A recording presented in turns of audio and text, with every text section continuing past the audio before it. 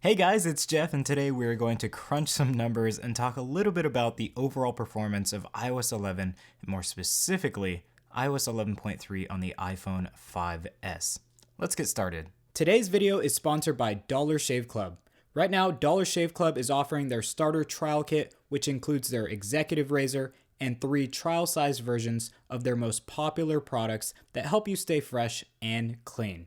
So check out the link below. That's dollarshaveclub.com/techreview to find out more information and get your starter kit today.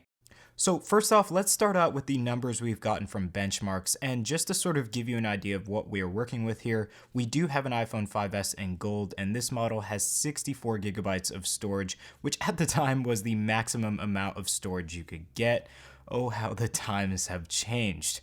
This is rocking the A7 chip and an M7 coprocessor, and one last thing to note is that this phone does have about a 1500 milliamp battery size, and that is significantly lower than the 2700 milliamp battery size that we see in the iPhone X, which is obviously the most current model of iPhone in early 2018.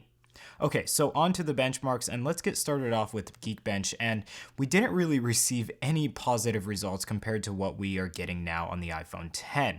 But mind you, this is very old hardware, so let's take a look. Running iOS 11.3 Beta 6, and we got results of 1,281 on the single core, and for the multi-core, we received a 2,207. For the GPU test, we scored a very disappointing 586. The last test, which is the battery, we scored a 1019, which is good for the battery size and the battery age, as this is an original battery. Now, I won't compare these results to that of the iPhone X or iPhone 8 Plus, but if you like results for those phones, you can always check out my video on those phones in the link in the description below or the top right hand corner of this video. Moving on, and let's check out results from Antutu and 3D Mark. In Antutu, we scored a 51,106, and in 3D Mark, we scored a 702. Now let's talk a little bit about actual use, because benchmarks aren't always what defines a device. Honestly, using iOS 11.3 on a 5S is extremely difficult. There are so many lags and stutters, and even the animations are very jittery.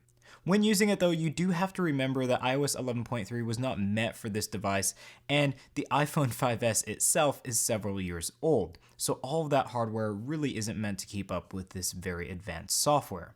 I'd say that for its age, it does perform well, but I would not recommend it for those who use a 5S as their daily driver and want to use iOS 11.3.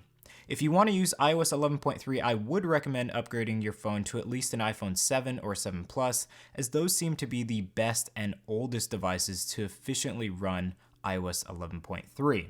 So all in all, iOS 11.3 does run on a 5S, just not very well. So guys, thank you all for watching this rundown of the iPhone 5S running iOS 11.3, and don't forget to give us a like on the video and get subscribed for some more upcoming content. If you have any questions about this video or any performance questions, let me know in the comment section down below. So stay tuned, and we'll catch you in the next video. Peace.